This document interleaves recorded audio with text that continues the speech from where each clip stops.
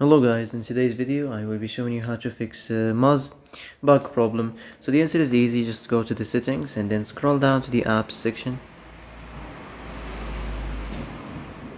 And then go to the search and search Muzz. And then go to the storage. And here you will find this clear cache option, click on it.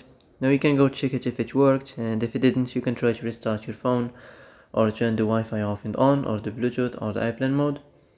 Also, you can try to clear data, but be careful. If you clear data, all the Muzz data will be deleted. This includes all files, the settings, the accounts, the databases, etc.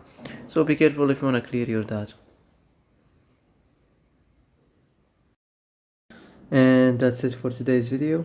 I hope this is the answer you've been looking for. If you like this video, don't forget to like and subscribe, and see you in the next video.